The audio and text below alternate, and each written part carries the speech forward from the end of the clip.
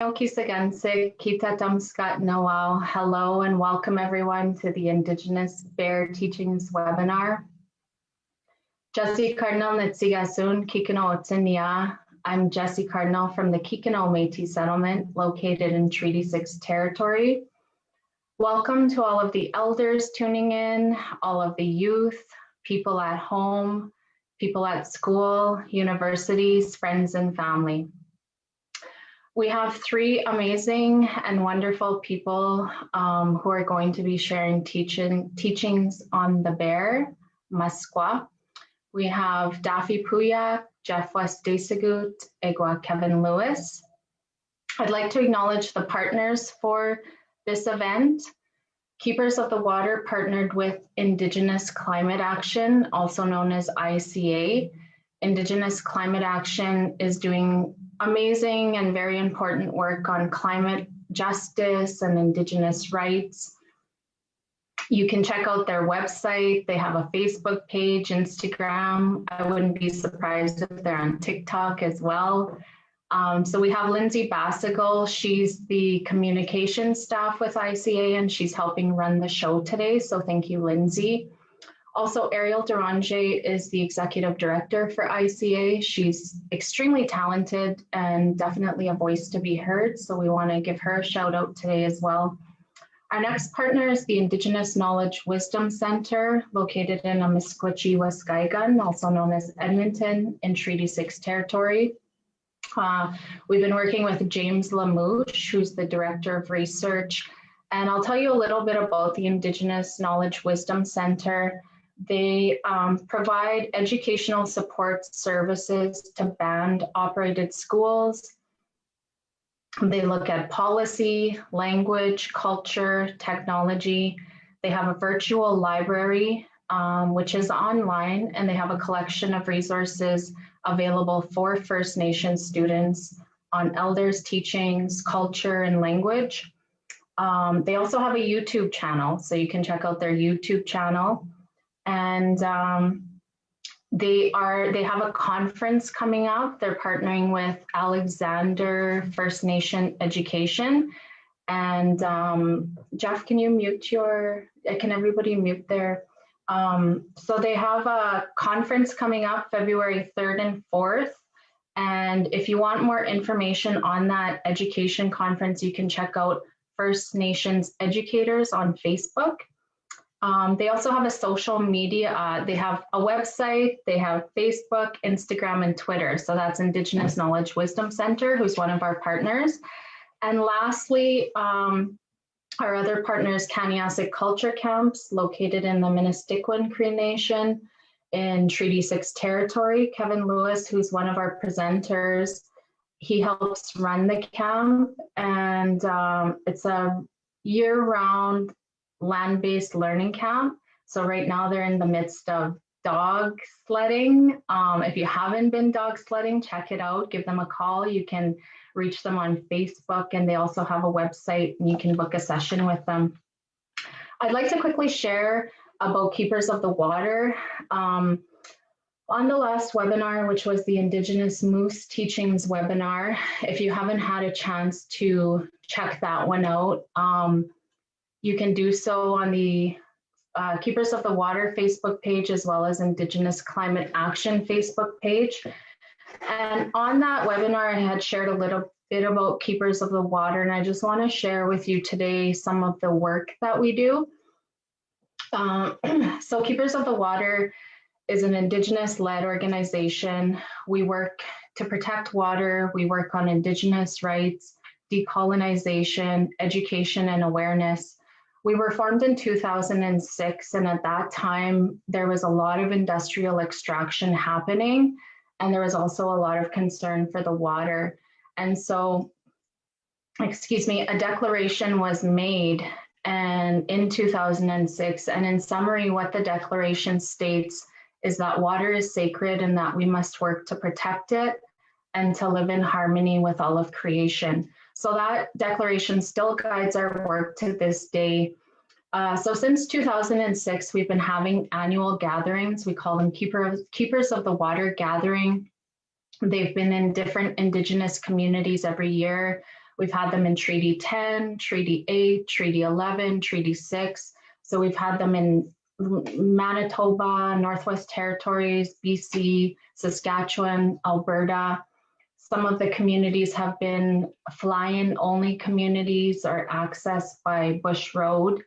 The topic is always water, but every gathering is diverse, just like the community. And often that we work with the community to put these gatherings together. And often the gathering is either the community wants to bring in information or they have information they want to share. Usually it's a bit of both. And so there's cultural events and of course always good traditional foods. And then there's outcomes from each gathering. So sometimes it's independent research, awareness, advocacy. And so that's our gatherings. If you want to see a full list of them, you can check them out on our website, keepersofthewater.ca. We're also working on a research project with corporate mapping. If you want to find out more about corporate mapping, you can find them online. We've partnered with some researchers from corporate mapping to look at the largest oil and gas companies operating in northern Alberta. So that's Treaty 8 and part of Treaty 6 territory. So we're looking at those companies and the water, how much water they're using. And so we're currently finalizing the report on that and the presentation. And the plan is in 2021 to be presenting that into communities. And then we also do work like this to bring Indigenous knowledge wisdom into communities. We're from communities and we also partner with other communities. And so we operate on donations and grant funding. If you want to donate or if you're interested in looking at partnerships or would like to talk about possible grant funding, you can do so on our website. You can contact us through there, keepersofthewater.ca. So one issue we're learning more about is what's happening in Northern Ontario in Treaty 9 territory. So there's currently a water crisis happening in Northern Ontario. Many Indigenous communities are without access to clean water, and they've been under long-term water boil advisories for decades. Kâniyâsihk First Nation is a community in Northern Ontario. They're almost 500 people. They have been completely evacuated from their community to the city of Thunder Bay. They're under extreme stress right now because it's a pandemic, it's holiday season. They don't want to be in a city, they want to be home, but they have no access to water at all. So there's compounded issues and there's systematic racism. So the compounded issues with Kâniyâsihk is that, first of all, where their water comes from, which is their water source, which is at a Wastesicoot Lake. There's been hydrocarbons found in the water. Hydrocarbons are man-made chemicals and they're harmful to humans.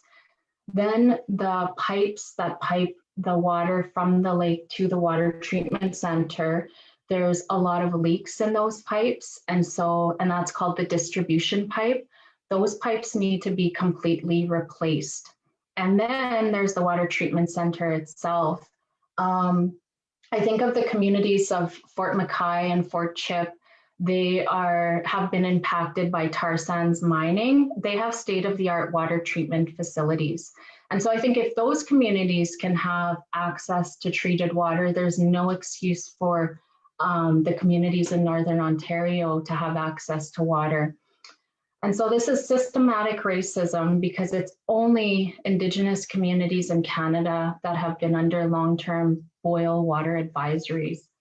The federal government has made a commitment to end all boil water advisories by the spring of 2021. And yet there's all kinds of mining companies that are just vying to get into Northern Ontario right now. They're calling it the Ring of Fire. And while these communities are in crisis with no water and their evacuated companies are trying to go in and build winter roads, and not winter roads for the communities, they're trying to build winter roads for their operations. And so there's some big issues there. the chief of Niskantaga and Saul Mamakwa. He is, Saul is, our soul, sorry. He is, he's an elected MP. He's Indigenous from Treaty 9. He represents those communities in Northern Ontario, and he is an MP with the Ontario legislature. So him and the chief of Niskantaga have been working really hard to raise awareness of the issues that are happening. And the chief has asked for people to get involved. So for organizations, for people to write letters to the federal environment minister, to the provincial environment minister, to other government representatives. And he also asks, do petitions, take actions, but also asking other First Nations to get involved. He wants other First Nations to get educated on these issues and to speak out because we're stronger together. And so that gets into our presentation today. So on the last webinar, we talked about Wakotwin, and Wakotwin meaning, Cree word meaning we're all related, we're all connected. And so the example I'm going to use is we're sitting in a circle today. So I'm sitting in the circle, Jeff's in the circle, Kevin, Daphie, Lindsay, and all of you are sitting in the circle. But also the bear is sitting in the circle, the moose is sitting in the circle, water is sitting in the circle. And I actually see us humans as, I see us as visitors in this circle, because everything else can exist without us, but we cannot exist without water. We cannot exist without the bear or the moose. And so with Wakotwin, we have a responsibility to take care of each other. So the water takes care of us, the moose takes care of us, and so on. And that's part of why we're having these webinars, is to help you understand, more about these animals and our relationship with these animals. These webinars and the short time that we have with the speakers, it's not meant to be a full teaching.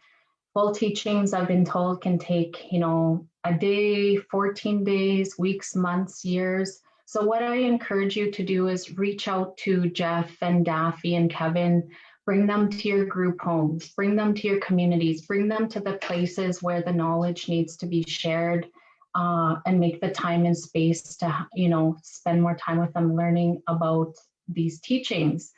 And so with that, I got to check out our lineup of speakers. Cool, Daphie. So I'm going to introduce Daphie. So the way that our speakers, the lineup of speakers is going to work is we're going to have Daphie, and then we're going to have Jeff and Kevin. If we have time for questions, we'll take questions. One very important thing before we pass it on to Daphie is we have scammers.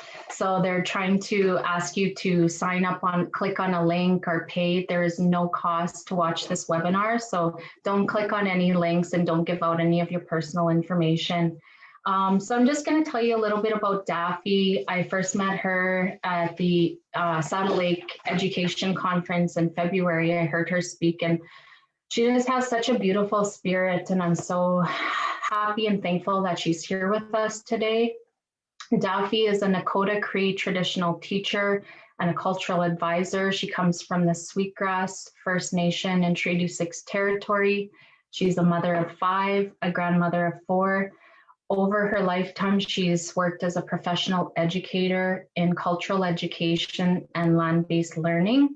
She also works in areas of addictions, healing, and trauma. She's done presentations in Canada, the US, and Mexico on healing trauma, natural law, and traditional medicine. Her passion remains to her roots. She hosts traditional survival camps in her own community, and she has been taught this tradition of storytelling and healing from a very early age. And she continues this practice of traditional healing and wellness today. So thank you, Daphie. I'm going to hand it over to you. And hi, everyone, for joining in. Hello, can you hear me? Can somebody let me know if or hold on, if my mic is working. Yeah, Okay. we can hear you. Okay, that's good. So I'm happy to be here, be invited here today to help out. You might hear a little bit of noise in the background. I'm hoping they're not too noisy. My grandchildren are having a bath right now. Give me 1 second. I'm just gonna.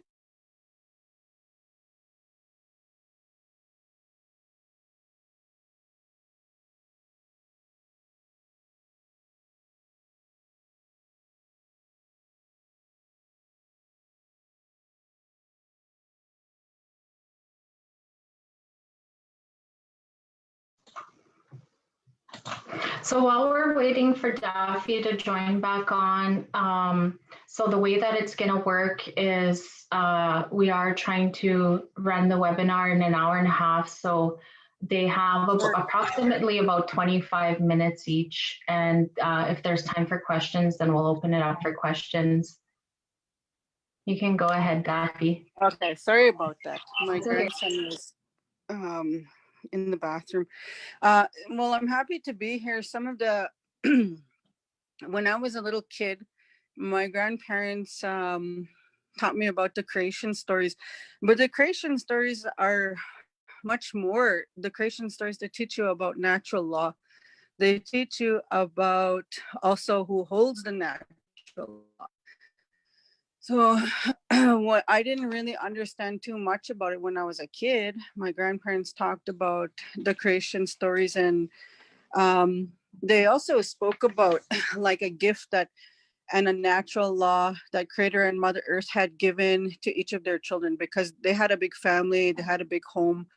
As human beings, when you have a big home and you have children, you try your very best to give each child a job to contribute to the household. Like you tell your one of your kids, okay, one of you do the dishes, one of you do the floor, and if we all work together, then our home will be in order and will be clean. So this was the idea that Creator and Mother Earth also gave to all of their children.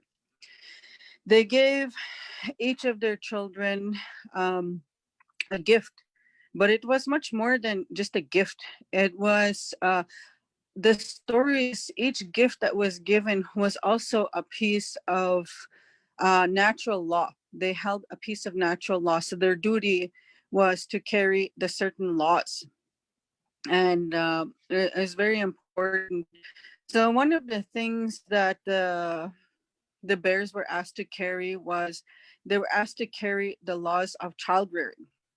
So the first bear, the first male and female bears, the Creator asked them, gave them a gift, but also that gift, to use that gift and to apply that gift, was also to carry and to bring natural law. So their gift was to carry the laws of how you raise your children. And so one of the things like we were taught is to watch the bears when it comes to raising our children, how they raise their young, how they discipline them. And a lot of times my grandparents, they told me these stories, but when I got older, I ended up learning more about it, because a story, our natural laws, they're not very long. The stories are simple, and they're also very easy to understand. But with that simple story is a long, long teaching. It's not something that you just hear about and then you understand it. You have to go through it within your own life, within your own family, your own home, your own children. So years ago, I was having trouble with my children. I had problems with, which a lot of parents have in this time, in this day. Our children are getting lost, alcohol, drugs, lack of self-worth, lack of self-esteem, all of these things that are disturbing right now, the society that we live in. And I went out and I cried and offered tobacco, and I offered berries, and I offered cloth. And I went out on the land, and I went and sat on one of our sacred sites.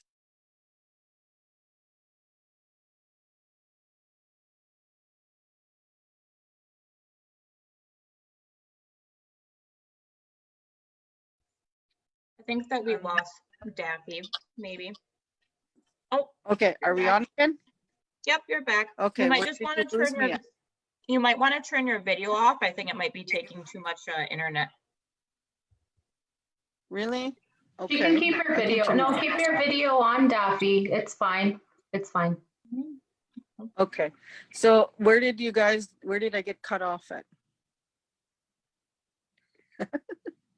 Okay, I think so I was talking about going out to make offerings, even though my grandparents, they talked to me and they told me about the natural law and the natural law keepers.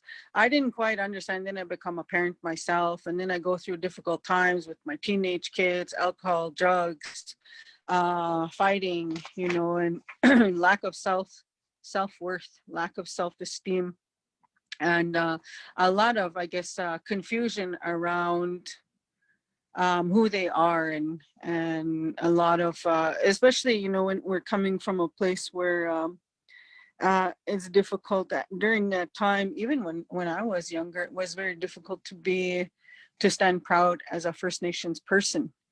You know, it was in that time, and then you're trying to stand proud and you're trying to get your children to stand proud. So anyways, I was having a very difficult time raising my children. So I went out on the hill and I got cloth and tobacco, and I took berries up there. I went to go and pray, and I was crying, and I was asking the Creator and Mother Earth, you know, help me to be a good mom. I'm having such a hard time. And I talked to, you know, when I was making my offerings, I talked to Creator and Mother Earth, and I told them about the difficulties I was having raising young children, raising teenagers, and, you know, young adults. I asked them, I said, help me. I need you. Please help me how to teach me, help me to learn how to be a good mother. I need you. I'm really struggling right now with my children. So in that time, you know, it was probably it was probably only about 3 or 4 days after I put that tobacco and that cloth down. And I went and I had this really beautiful dream. And in this dream, I was on a hill and I was sitting there, and it was really beautiful, this place that I saw. And everything was so bright and so beautiful. But in this dream, somehow I felt like I was alone. And all of a sudden, this really beautiful pink light came. And when that pink light, it came from the earth, and it changed to a really old woman. And this old woman, this was grandmother Earth, Mother Earth. And she was made out of this pink and this white light. And she sat beside me. In the dream, I was so sad and I felt alone. And I sat with her on that hill. I could hear her singing. I could hear her pray. And she said, look this way. And I looked down the hill and I saw this mother bear. And this mother bear, she was rolling around on the ground with her babies. And every time she would play with her babies, she was always looking. She was looking this way. She was looking that way to make sure that her children were safe. And grandmother Earth, she told me, she said, look at how she raises her children. She said she loves her children. She protects her children. She does her best to have fun and to play with them. But during that time, she's always watching every direction to make sure that her children are safe. She's always protecting her children. And it was a really beautiful dream. And when I woke up from that dream, I was really grateful. I was very thankful for my prayer. And it was very much appreciated. And then from there, I started to remember. I was like, that's what Gookum and Mushum said. Gookum and Mushum, they told me that the first bear, the male and the female bear, in the very beginning of time, when Creator and Mother Earth, when they had their children, the earth was barren. There was nothing on the earth. There was just Mother Earth. The center of the earth, that fire, is her heart, Iskuteo. And the stone, the rock that protect her heart, is her rib cage. It's her bones. It protects her heart and the love that she has of a mother, the warmth that a mother carries. And the rivers, the underground rivers, the water is her blood. And the dirt, the soil is Mother Earth's skin. And so my Gugum and Muslim, they were telling me that in that time there was nothing on the earth, not even grass, not even a butterfly, not even a worm, nothing. And no animals, no birds, nothing. And when Mother Earth gave birth to her children were beings of light. Every light was exactly the same size. And the Creator said, our children should have a physical form. And so he reached down and he grabbed the dirt and the soil from all different places all around the world. So Mother Earth, her skin is different colors, just like us. Like on my hand, there's different shades of brown. On my palm, there's different shades. So all over the Mother Earth, her skin has different colors. So Creator grabbed different soil from all over the world. And just like Play-Doh, he started to make these physical forms. And he was making the physical forms and he put them all in one place. Then they called their children, they were beings of light. And he said, pick one, pick one. So these children came and they were all beings of light. And they were so excited. So those children said, oh, I want to be a butterfly. I want to be a bear. I want to be a fish. I want to be the grass. I want to be a flower. I want to be a worm. I want to be a bird. I want to be a tree. So they put their physical form on. And after they were all done, it's such a long story. It's like a really, really long story. There's so many parts to it, but I'm trying to just say it as simple as possible. So after everybody got their physical form, the Creator and Mother Earth said, we have to give our kids a job. So the very firstborn, when they gave birth to these firstborn children, when they gave them that physical body, their physical body, he also told them, you are going to have eternal life. So the very first male and female bear were given eternal life. The very first male and female of the wolves, eternal life. The very first of the turtles, eternal life. The very first of the human beings, they were given eternal life. So everything that was firstborn, they were given eternal life. But once their physical body no longer was able to work, they got sent up into the stars. In that time, there wasn't even stars.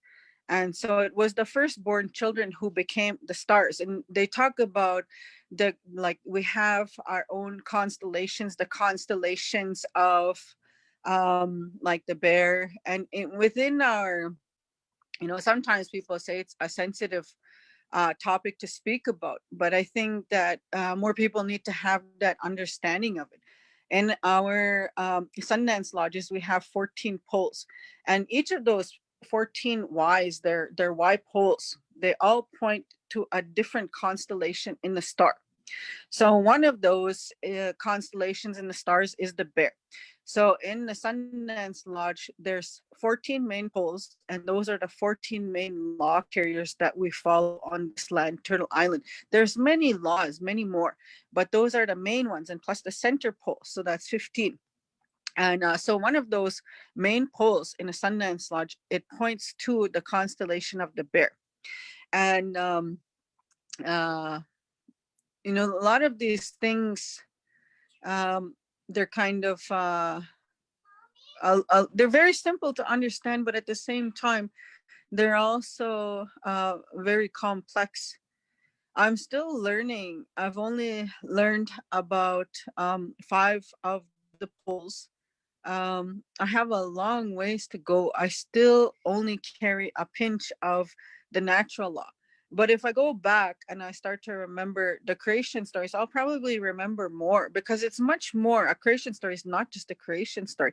It speaks about our laws.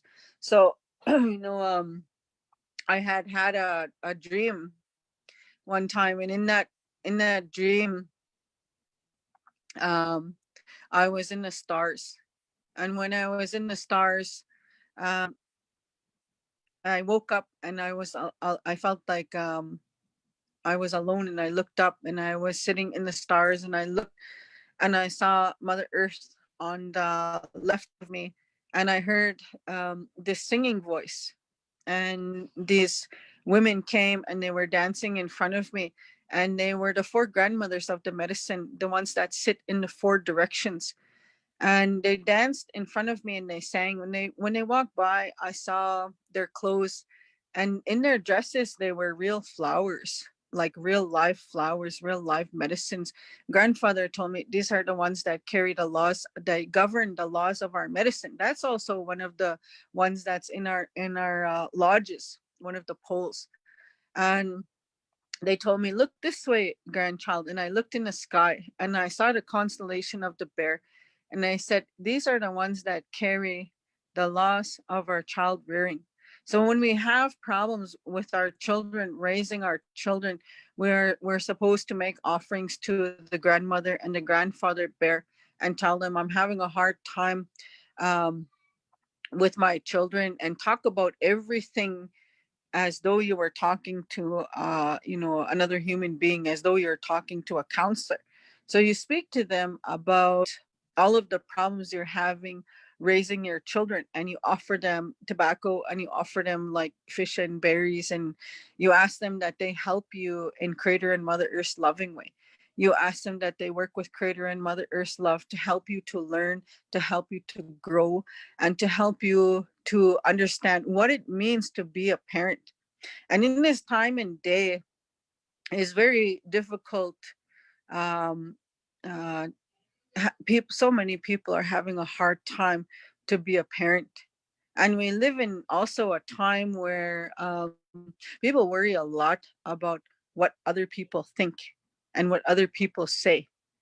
And that's very also difficult on the soul. It's very difficult on your whole being. And so it's important that we remember these natural laws, that we remember what Creator and Mother Earth have given to us and how to live those laws. So, there was a time, my oldest son, he was in trouble. And I told him, son, there's order in this home. I made this home a certain way. You didn't follow the rules. And I said, there's no alcohol, there's no drugs in this home. This is a home. I have my ceremony items here, the medicines. We have to have honor for all life and all that Creator and Mother Earth has given and gifted to us. And if you cannot have that honor, you can't stay here. I'm sorry. So you got to go. And, he told me, where do I go? I said, well, you made that choice yourself. I said, I'm sorry, I love you, but if you want to stay, you have to follow the rules. If you cannot, then you have to go. And a while later, he said, I hate you, Mom. I hate you. And I said, you know what? We have natural laws that we are to follow to raise our children.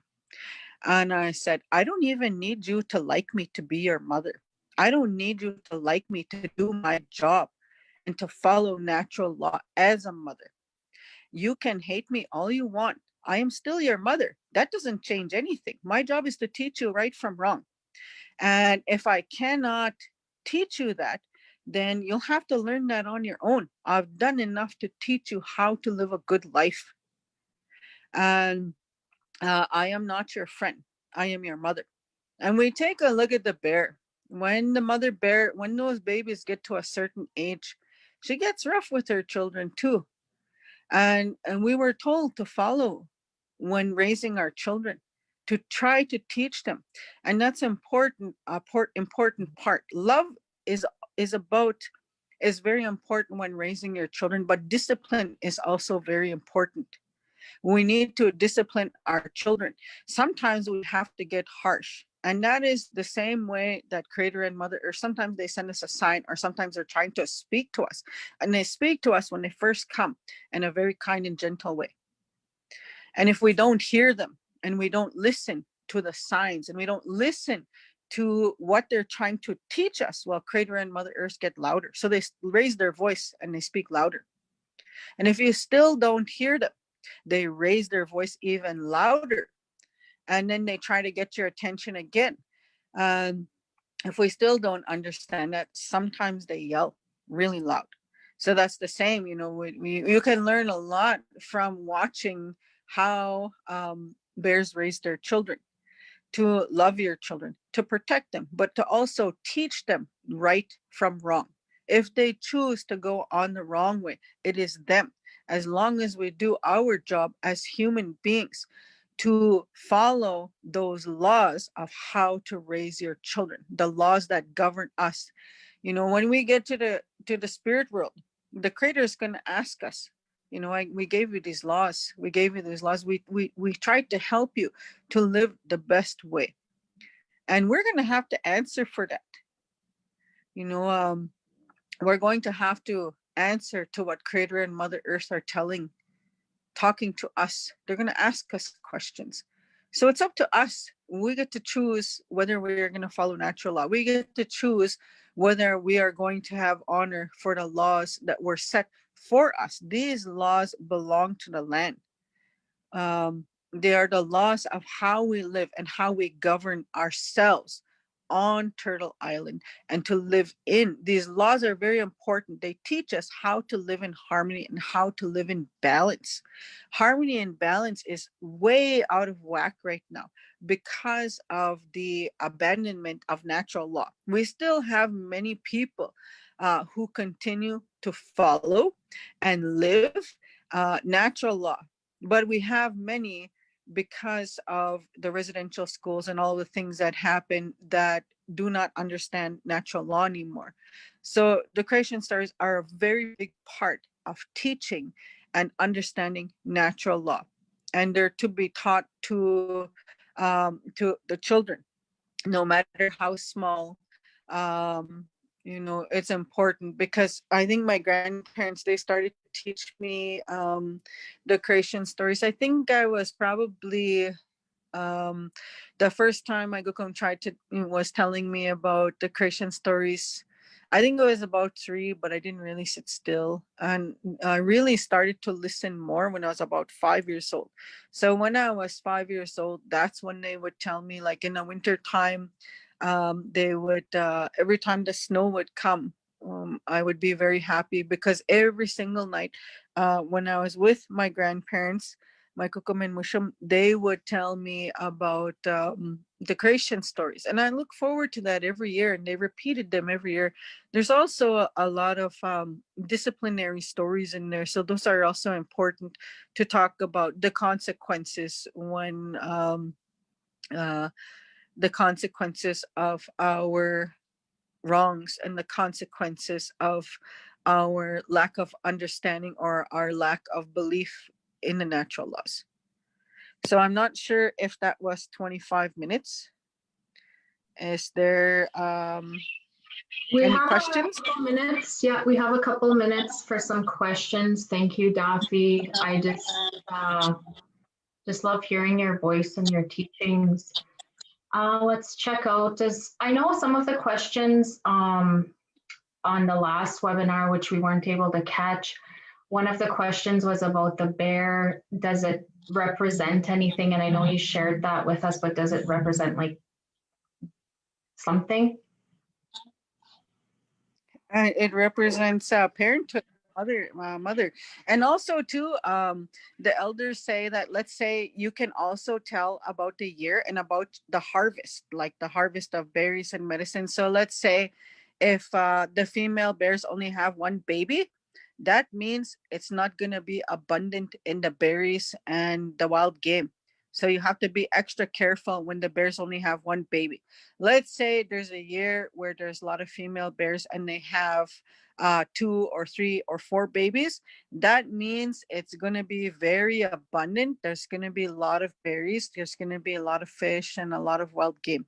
But they say if the female bears only have 1, then you got to get ready and you got to work extra hard that year to gather and to collect your food. Thank you.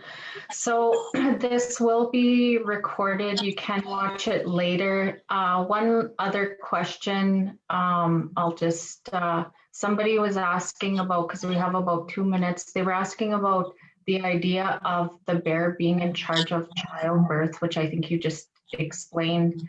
And if you know of any books about the creation stories or where people can get more info. I did say for people to bring you to the communities, but what do you see when people are wanting to learn more? I don't know. I'm gonna tell you the truth. I don't read books. I learned those creation stories from my Gukum and Mushum and from also their friends, from elders. So but I do know when I was a kid, there was one book. It was called Stories of the Sweetgrass Cree, and there was a lot of my Gukum and Mushum's friends in there. But you know, those kinds of things, they're kind of difficult for me because I'm always like, gee whiz, there's some of those stories in it, you know, that we're supposed to be told in the winter time, you know.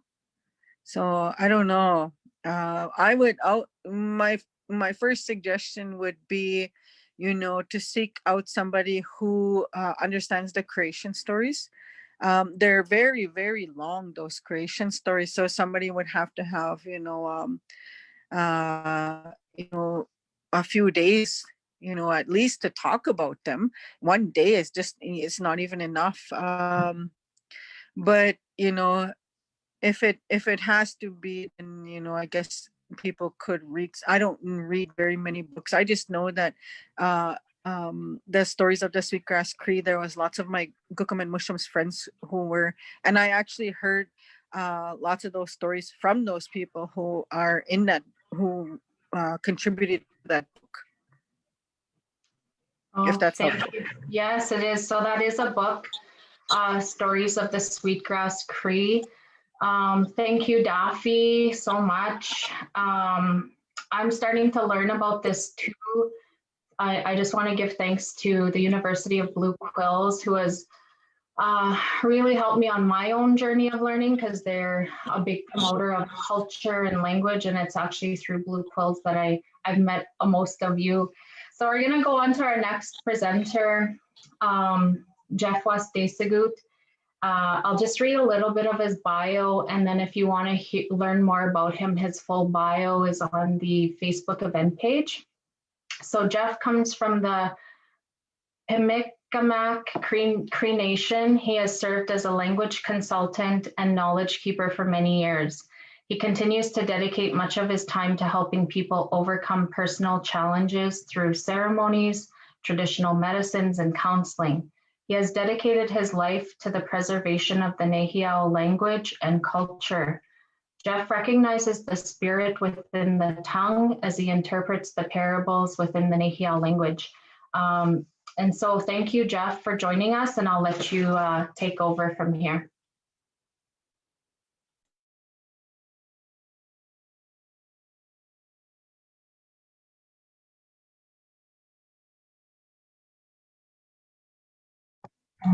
Okay. Haataasin tuu temittak stamme eviattamiskaattakok.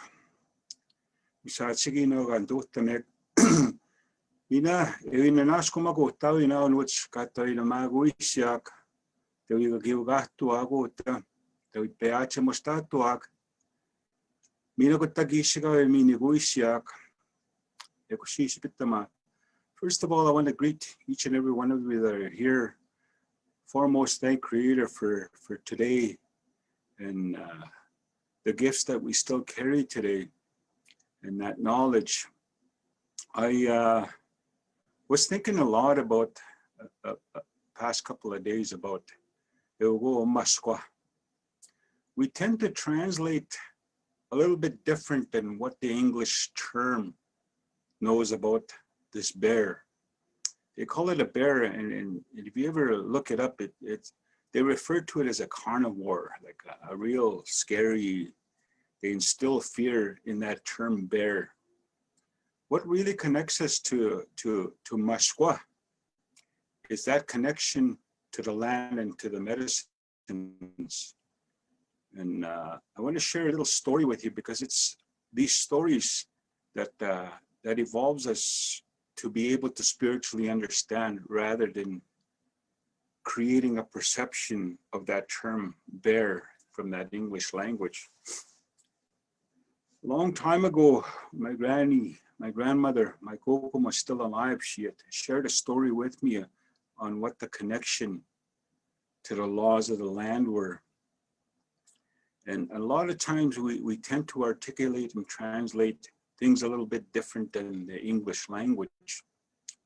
Where the Maskwa came from, it evolved from the grass, and it talks about the Maskosi. That's what we call the grass. And that's where his life came from, Maskosik, hence the word Maskosis, Maskwa. And those terms I want to be able to highlight within the story that I want to share with you. I thought about a lot of the lodges. One of the lodges that we carry is called the Bear Lodge, and the bear ceremony. Isichigawi no magawi there's protocols that are in place in order for one to call upon these ceremonies. And I know that part of this creation story, I also want to make note that there are 4 knowledge keepers in these directions from the east, the south, and the west, and also the north. And so they vary in different when we come to storytelling. This one in particular is the one that I want to share with you today of what connects us to the land. And it comes from my grandmother had told me the story about Maskwa. My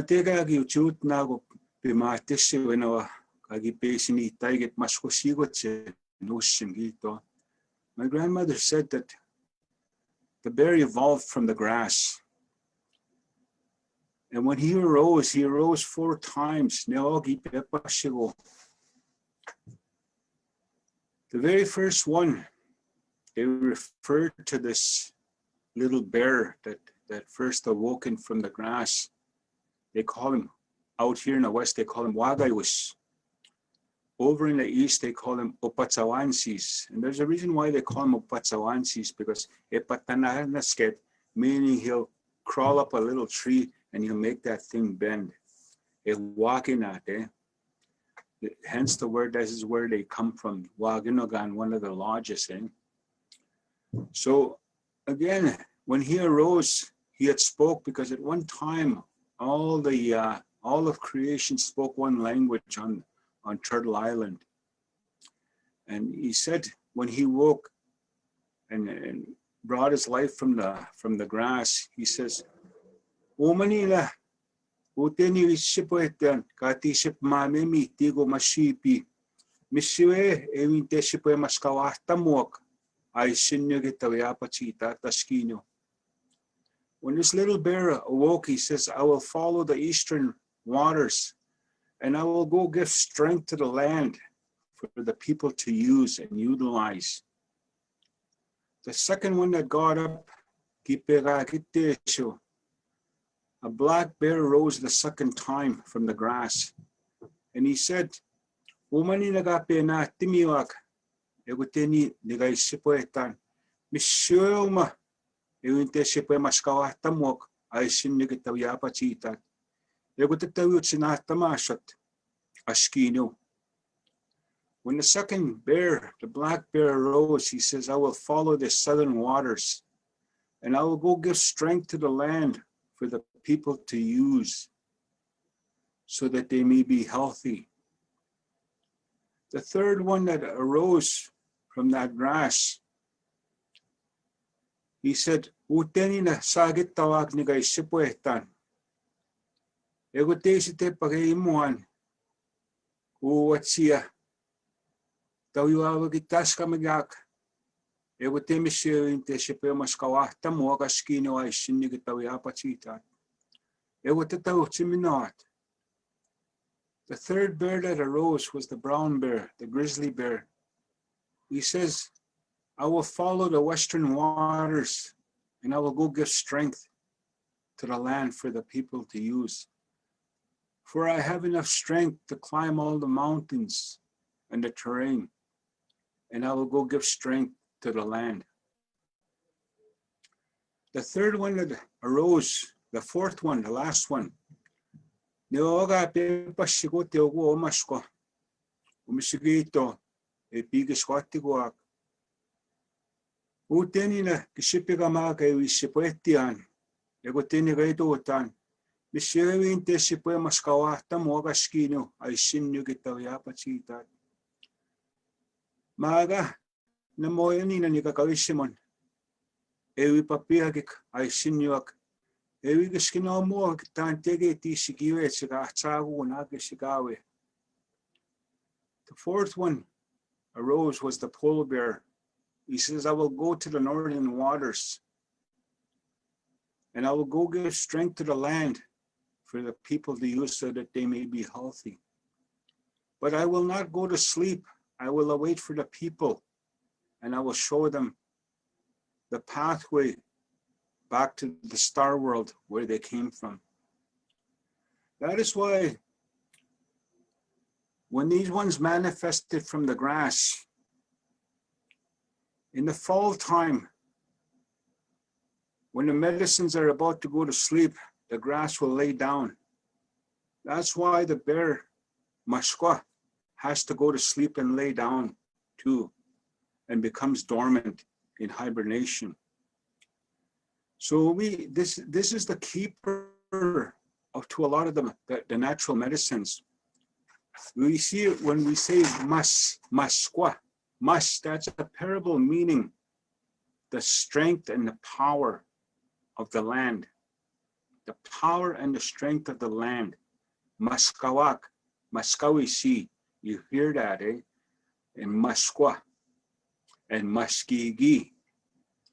So in this term here, when you take a look at this, you see Maskigi. The very first parable talks about the power and strength. Gige talks about your homelands, the spiritual power and strength of your homelands. That's what Maskigi means to us. It does not mean medicine from the medical term. And in these teachings, we always got to have laughter. And I want to tell you a little story about a brother of mine says, boy, I got a bear song for you. He says, but you can't record it. I said, okay. I was really, really happy to get this song, eh? And his name is Ed.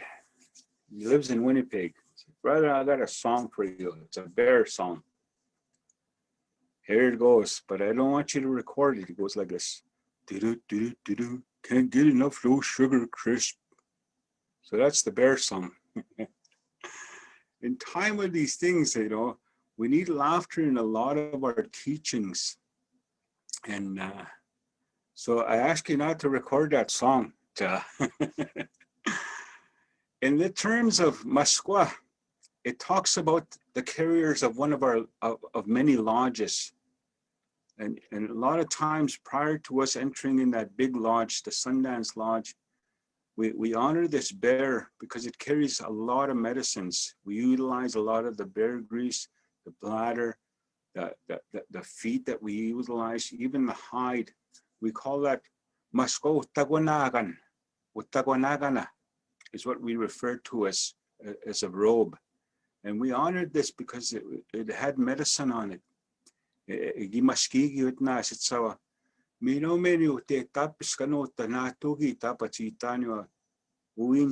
brain matter also was a medicine to us.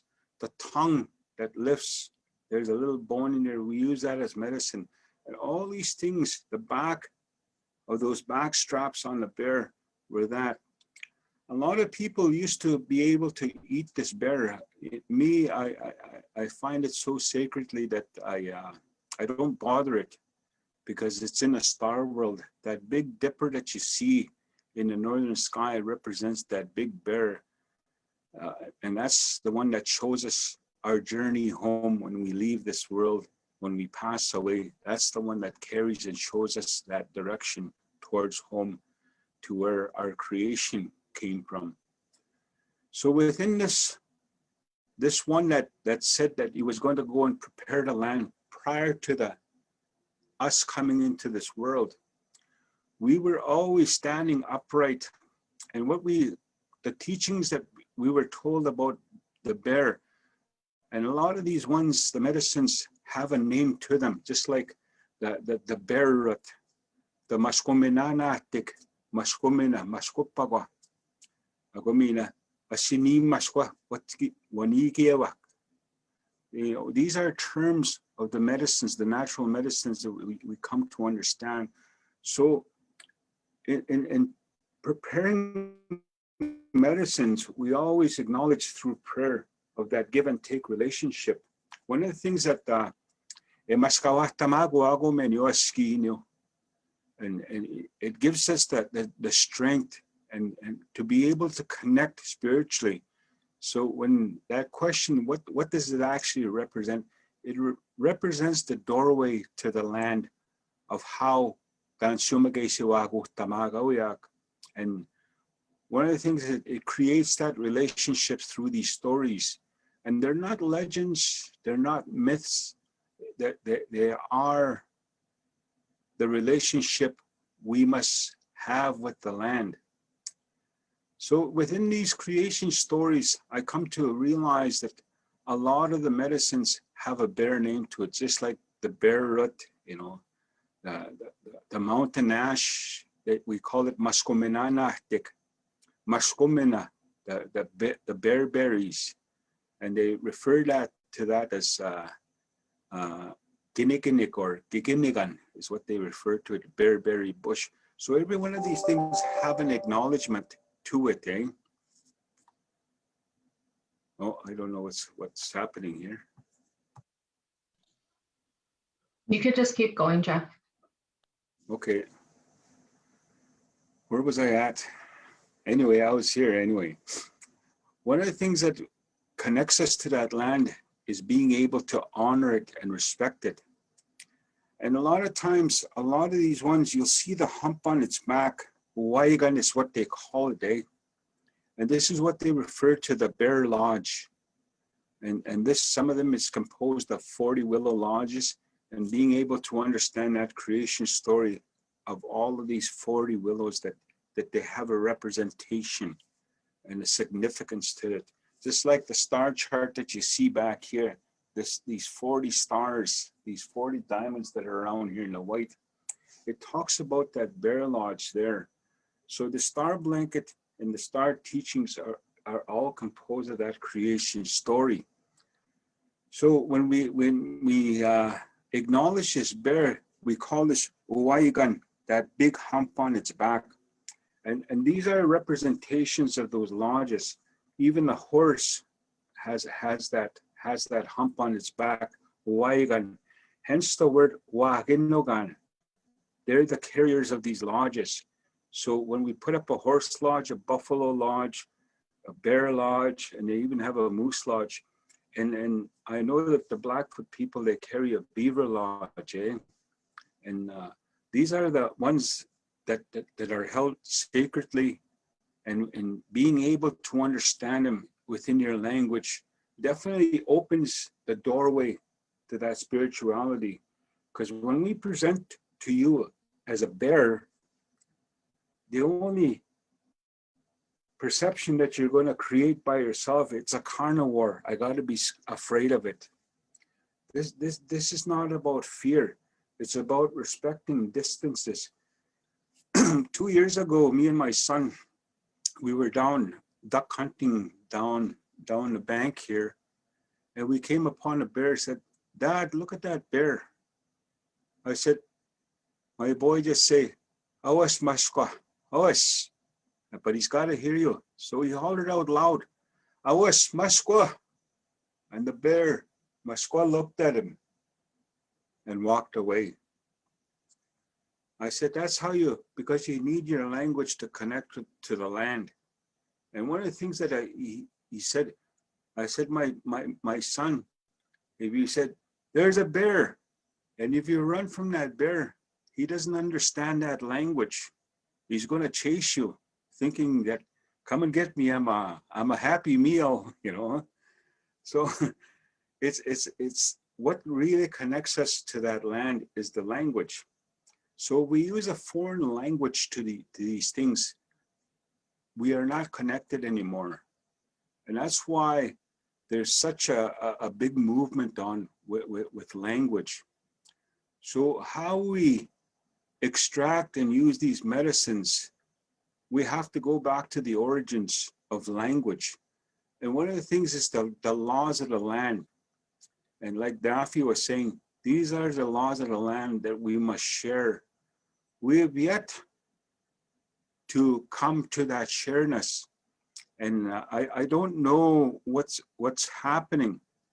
And as I travel throughout Saskatchewan, Manitoba, all of Alberta in the southern parts, you see all these farm fields say, no trespassing. So until we're able to break down these walls of sharing that knowledge to this land, just like if we went to England, we're not going to know anything about the lands of England because it's foreign land to us. We don't know the laws of the land. So in this treaty, we were supposed to come together and amalgamate and teach them about the laws of the land. Yet that has not been done in this relationship of treaties. So there is another story. I don't want to get into this long story because the old ones always told me, never cut your story short. Always go right through. And in due time, these stories will be exposed because it's a time for us to begin to learn. How's my time there, Jesse? 5 more minutes? Okay. So with that part of that story, a 2-year-old bear, we call him Papashkwa. Papashkwa is what we call him because they go through rites of passage as they go. They're called different. They're just not called bear, little bear, and this and that. We call it, Opatsawansis to Opatsawansis in the east, and over here to the west, they call them Wagayos. That 2-year-old, a mother will only walk with these ones for 2 years. And that's why they call them Papashkwa. They now have the skills to be able to forage for themselves.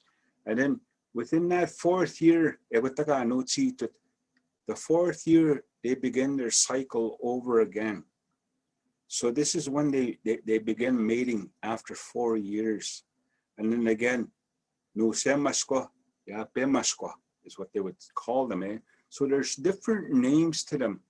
And that's the relationship we have. It's just not a bear to us.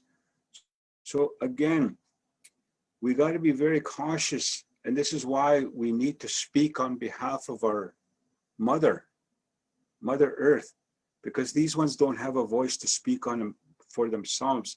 So with all the industries that are clear cutting and even the waters, even the animals will not be healthy. So I'm glad that this water keepers are being a voice to those elements and our sacredness of being able to say, wait a minute, we can't destroy this, or we'll have no more mashkwak, we'll have no more maskigi, and so forth. So with that, I just want to stop there. And I want to thank you for lending me your ears today to be able to listen to this. Hi, Jeff. We have time for a couple of questions. I'm just looking what questions we have. A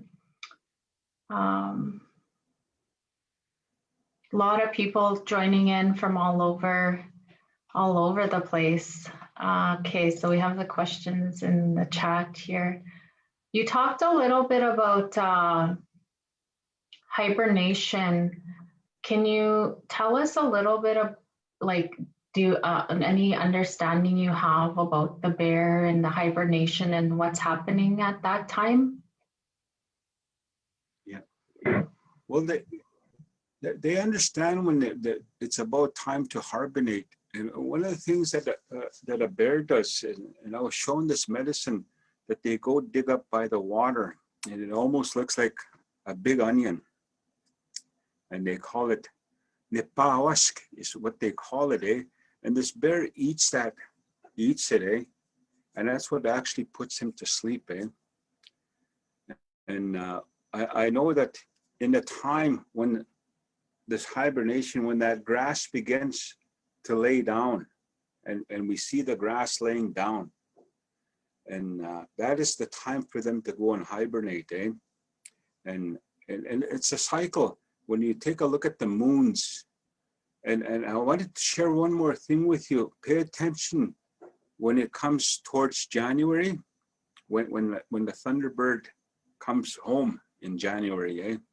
It's going to be warm. Sometimes you're going to see lightning or rain. And what's going to happen is all the willows that we already had a frost already of all the frosting of the willows. That were the very first ones to be born. In January, when you see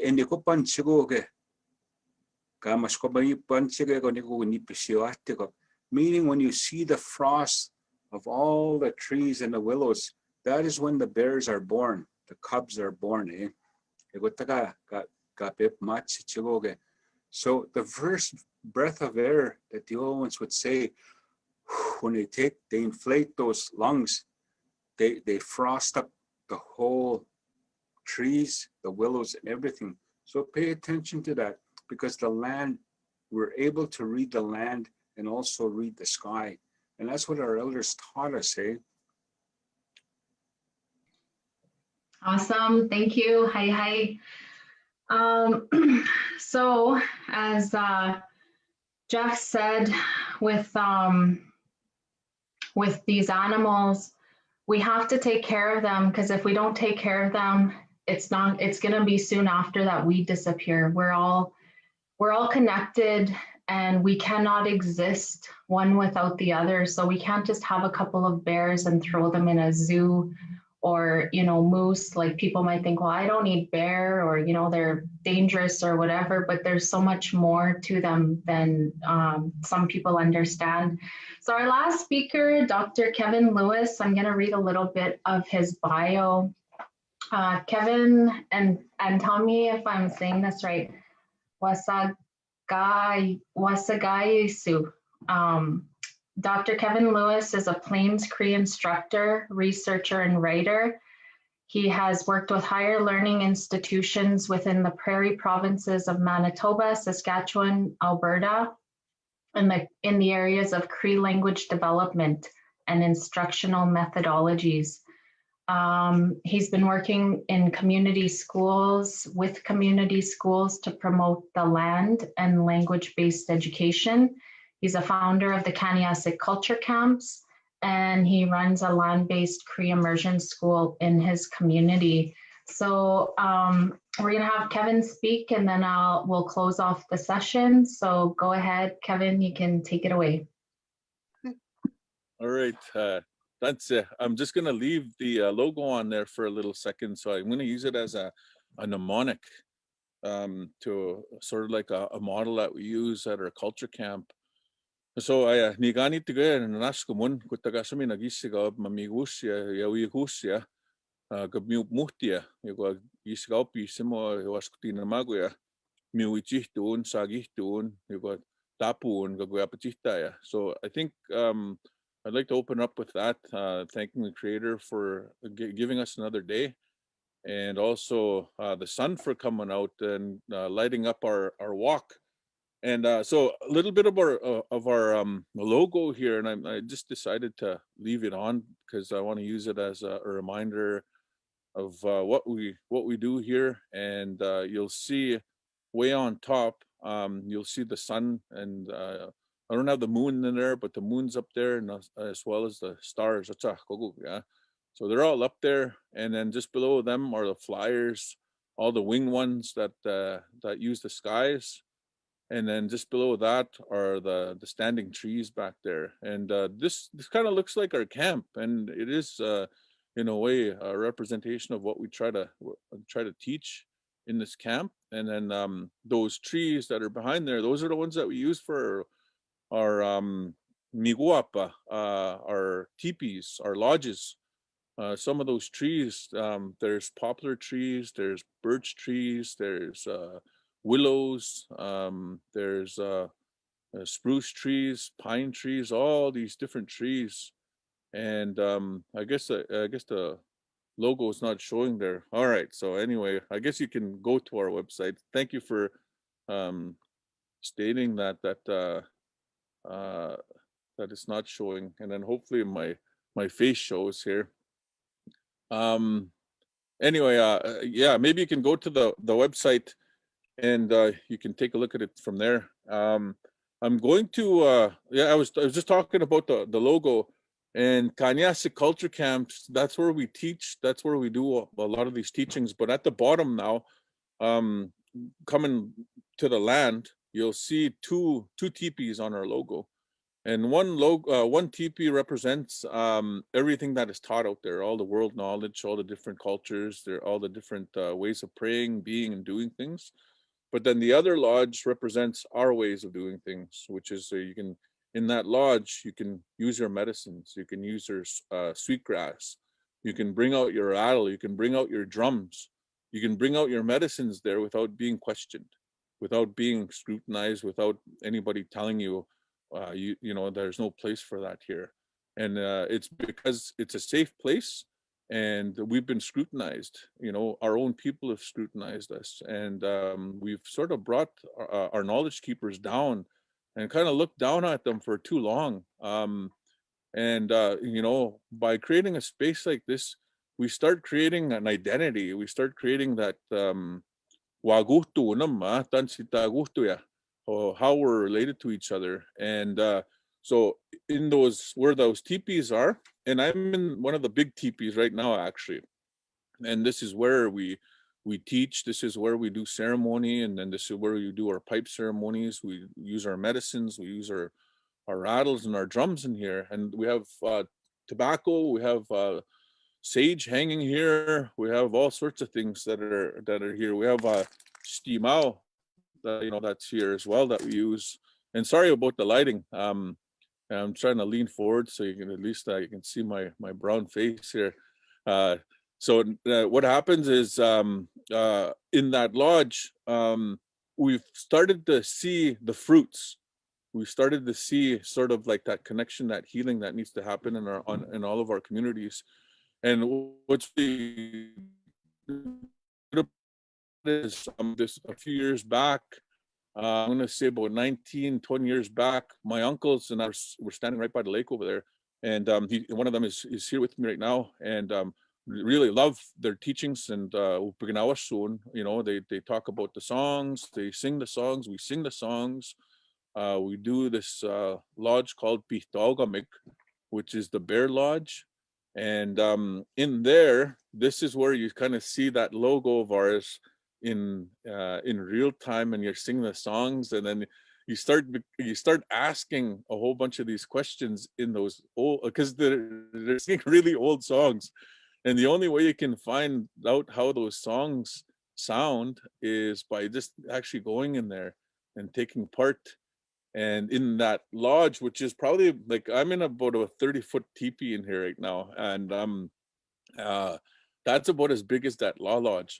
And in the mountains they call it law lodge, but here we call it Pihtaogamik, and they smoke the pipe all night. And you know, because you're giving thanks to so many of that creation.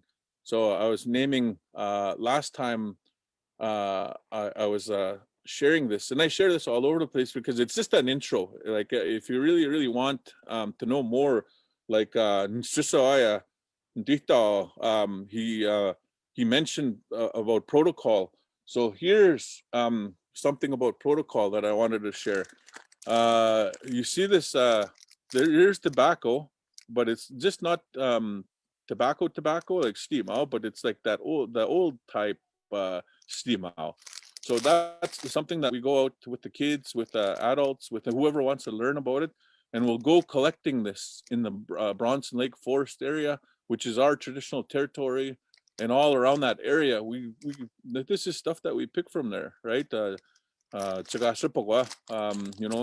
Migunipsi, and then all those, or Kâniyâsihk, and you know, all those different names. So that's the way you would approach people that, then there's lots of them. There's still, we have to utilize these knowledge keepers because they're there, they're around. And I would say, if you have questions and if you want more detail into, you know, finding out what's this guy talking about, what's the, you know, make sure you take this tobacco first. And everywhere where we sagisak or wherever they walked, wherever you walked, if it was across a river, if it was across a bush, if it was all over the place, you would put down some tobacco because you recognize these are different territories, these are different borders, there's all these different things that live all over the place. So that's a good use. You can use this all over the place, you know, this tobacco. So it's alive, it's animate, it's a spirit, it has spirit. So this one is an uskapius. So it means it's a helper. So now if I am gonna go visit, or if I go to that law lodge, of course I'm gonna take a wipinason.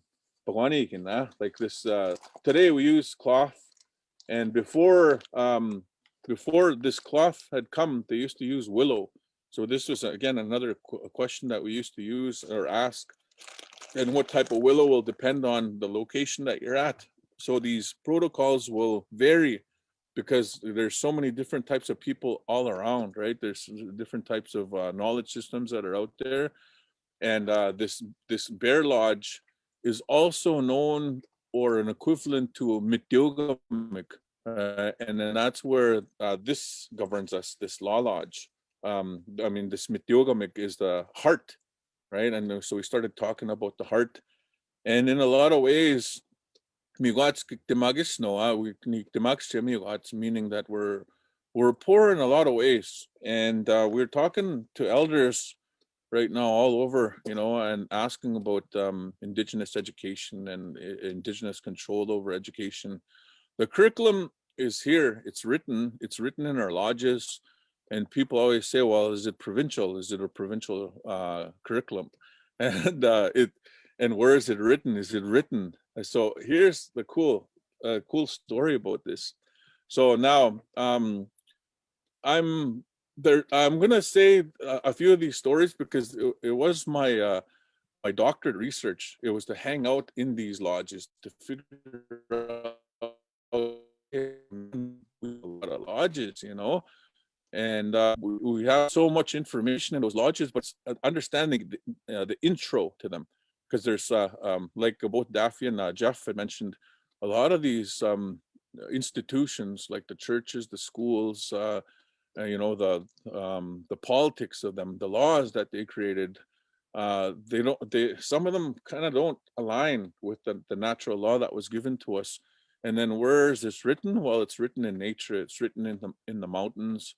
And then these this one specific topic that we're talking about is it has to do with the creator's laws, and those are the ones that we follow. And in this bear lodge, this is where all of those ahtayak or apinak, they're all laid out there. They're all in BC. All these poles, these ones that are standing behind me all around here in these teepees, we don't carve them here. They represent like there's a pole and all these different directions of these poles. That's how we read these teepees and these different lodges. And all of these poles are teaching lodges. You know, you look south over here, you have the one where my thumb is right now, and that's the last one that we put on this lodge, and that represents the two-leggeds. So how humbling is that in terms of our creation story, right? All these uta, and now this pole all the way around, they came before us, and those are thunder beings, sun, wind, our grandfathers that sit and grandmothers that sit on the north side of us on this lodge, and you know, and then all the cardinal directions. So in this Pihtogomik, there's knowledge keepers and song holders and storytellers, they're all in there. But like, again, this is just the intro. There's nothing but beauty in that law lodge, which is also called the Pihtogamik, like I said. But Kâniyâsihk, the leader, or kind of like one of the bosses in that law lodge, is the bear, right? So Mashkwawa kaitit, but Nyugatiwin, the four-legged human, right? Nyugatiwin, that's the name that we have for that, the four-legged human, I guess, in the translation of it. But my uncle was just here, and some of the songs that we sing, it's amazing where these songs travel to. And there's like one song there that sings about Ugmawachi, which is Chief Mountain. Then there's also a song where we sing where that's where that first human and that first bear, that's where they met, and then that's where that first connection. And the song is beautiful. They have words to them, and that's where you start putting together the puzzle, these creation stories. And it's good to learn our languages, because there's like my uncles, my aunties, this is their whole lives, that they spent in knowing and learning these ceremonies and how to put up these lodges. And so it's I guess it's out to Facebook book land that there needs to be ethics involved in here, where we talk about it. And again, this is just intro, and I only know a little bit, just like Daphie had said, but it's so much, and I feel so full when I'm in those ceremonies. I feel like my spirit feels so whole. My mind, is clear, and it's full but clear, if that makes sense. But there's some beautiful songs about the female bear, the baby cubs that come out of those little bears, and then how they were in the times of the dinosaurs, and how they kept, the creator's law. And then they sit right beside creator because of their how strict they are, how straightforward they are, that they follow these laws that were given to us. And there's so much in me. So those are our relatives. We refer them as grandmothers and grandfathers, and they sit beside the creator because they were gifted, right? They were gifted that spot. Just like if I ever get white hair, I can't say, "Oh, I'm an elder. I'm an elder." You can't say that. You have to be given that by your community. You have to be honored those seats by a community, right? You can't go around and say, "Oh yeah, I'm an elder. I'm a knowledge keeper. I'm this and that." It's hard to do that. You have to gain that respect, right? And you have to do it right. Do it in that right way, and let these things move around for you guys, right? Know those protocols of that local area that you're in, and lift up those knowledge keepers that are there, because they're all around us. And I love hanging out with them because they talk about the gifts. Let's say this: I have short hair right now, but pretty soon I'll have that isolation hair. How what's his name used to have, Bruce Lee used to have a nice haircut, right? And all of our relatives used to have that same haircut. At least that's growing up here. But it's to make it, they say, to make it long and shiny, they say, "Oh, put some bear grease on there," right? Maskupmi, right? They use that medicine, that good medicine. And then, why is that medicine? You start questioning. Okay, well, you start figuring out through story, through song, through the language, through the speakers, through those knowledge keepers, why, and they start telling you about the berries. They start telling you about the roots that bear eats, the plants, the dandelions, all of these different medicines that bear gives us. And we just follow it along, just like that one of those songs say, the song was, well, I'm going to show you, and there's not just one of us. There's black bear, there's red bear, there's orange bear, there's white bear, there's a gray bear, there's a grizzly bear. So so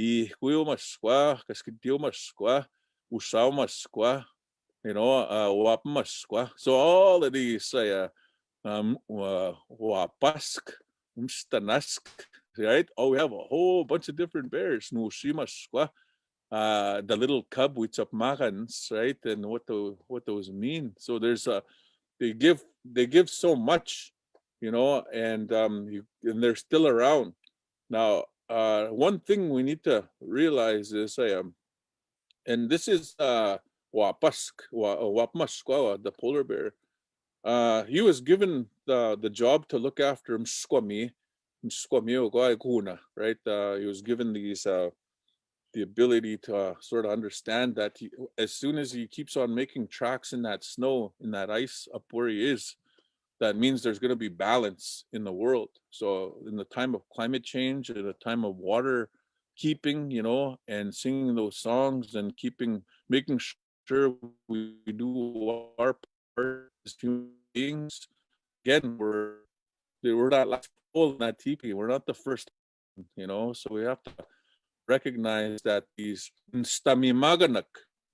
ones that came before us, right? Those are the ones that came before us, and then we finally came.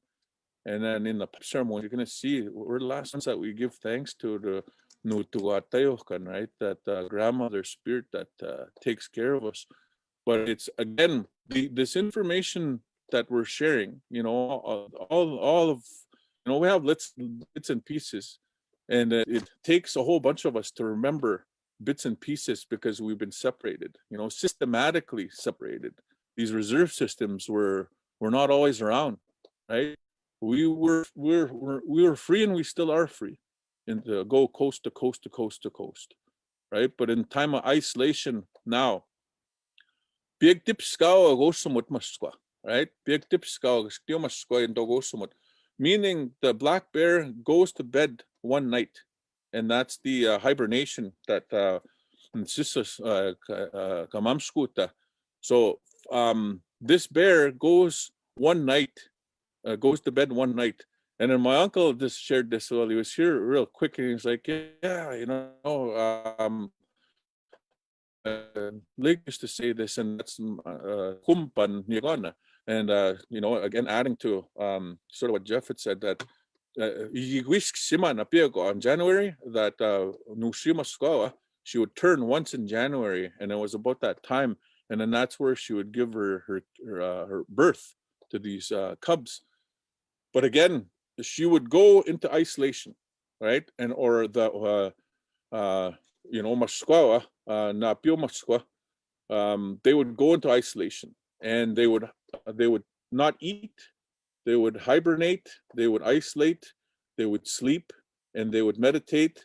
They sang, they studied, and all these beautiful things that we're doing right now.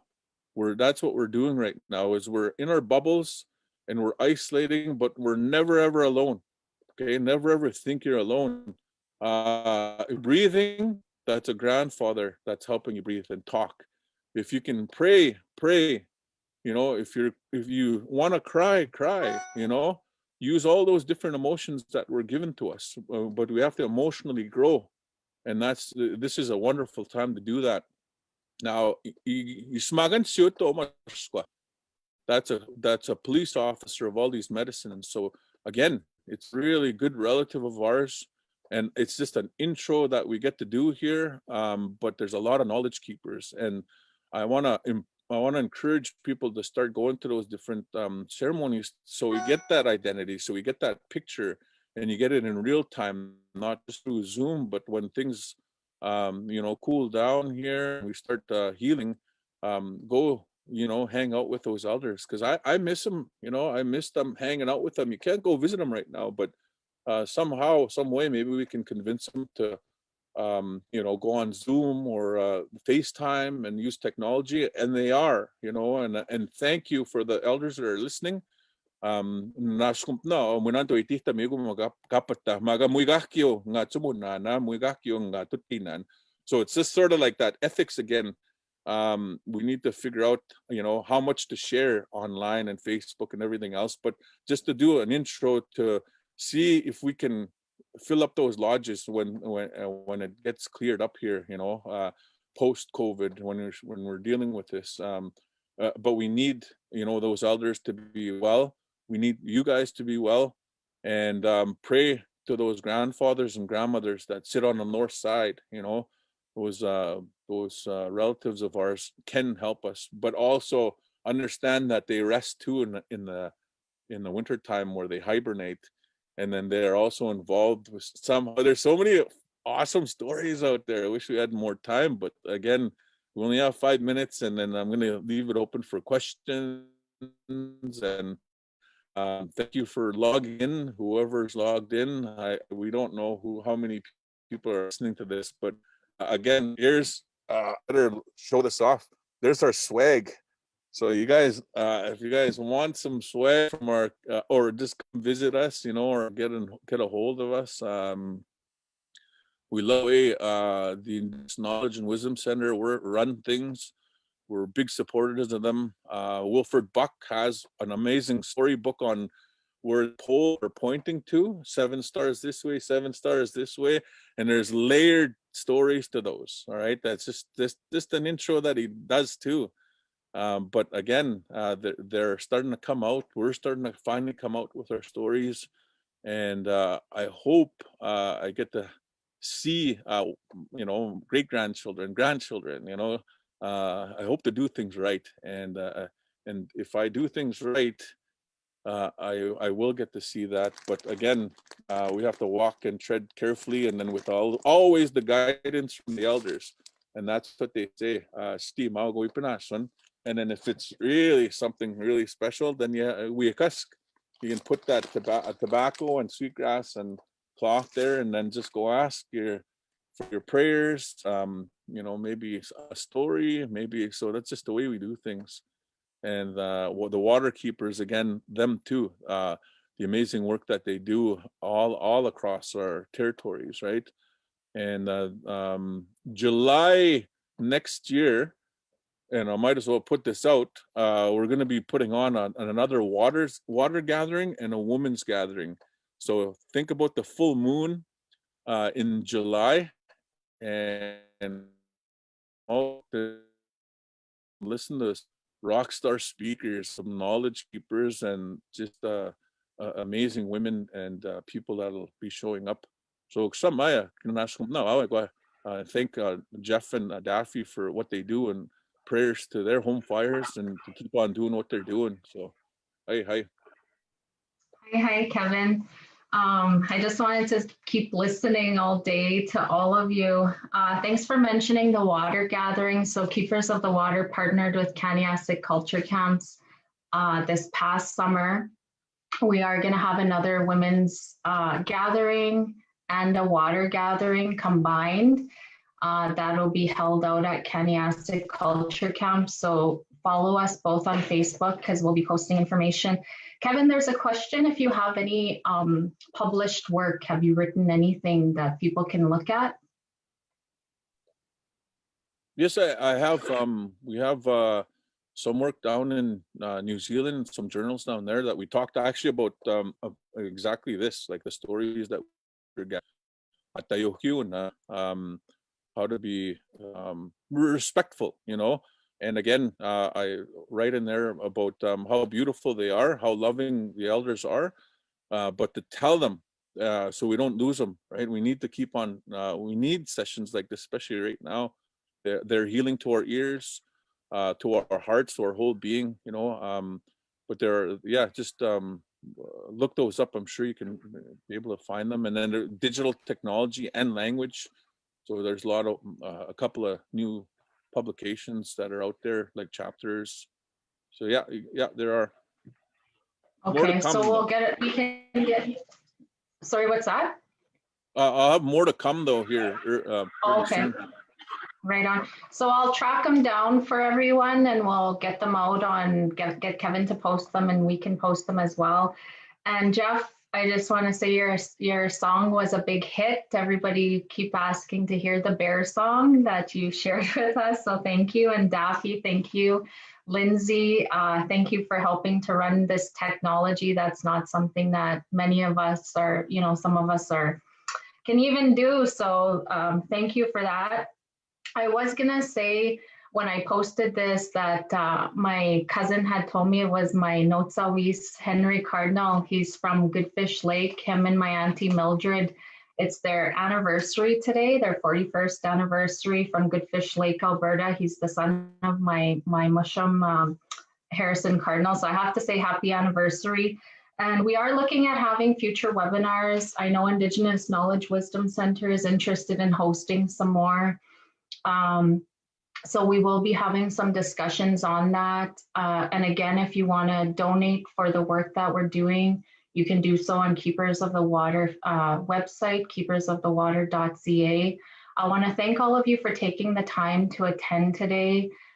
Just take care of yourselves, love yourself, don't be hard on yourself. They say we're our own worst critic, but we have to live with ourselves first. We have to love ourselves first before we can accept love from other people, you know. So that's really important, to be just very kind and gentle to yourself during this time. Get out when you can to get fresh air, you know, and pray and whatever you need to do. Kevin Swag, his sweaters are super comfortable. So yes, check that out and stay tuned. We will be having more webinars in the future. Ikse, hi, we'll see you guys again.